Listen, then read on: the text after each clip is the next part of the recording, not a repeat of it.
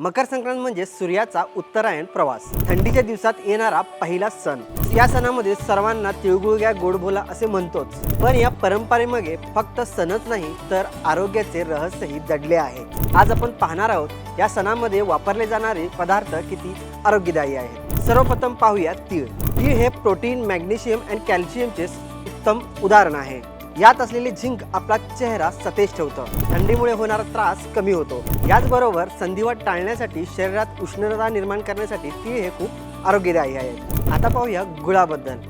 गुळ ही खूप आरोग्यदायी आहे। गुळ हा लोहाचा नैसर्गिक स्रोत आहे। रक्तातील हिमोग्लोबिन वाढवण्यासाठी आणि रक्तातील ॲनिमिया कमी करण्यासाठी गुळ मदत करतो। त्याचबरोबर ऊसाचा रस मूत्रमार्गाच्या समस्या दूर करतो आणि गर्भवती महिलांसाठी अत्यंत फायदेशीर ठरतो। यानंतर शेंगदाणे। शेंगदाण्यामध्ये असलेले बायोटीन आपल्याला चेहरा किंवा त्वचा कोरडी पडू देत नाहीत आणि साखर नियंत्रित ठेवण्यासाठी मदत करतात। तर यासाठी आपण यंदाची संक्रांती साजरी करू नका, तर ती आरोग्यदायी बनवा। आरोग्य रहा, निरोगी रहा। मकर संक्रांतीच्या हार्दिक शुभेच्छा।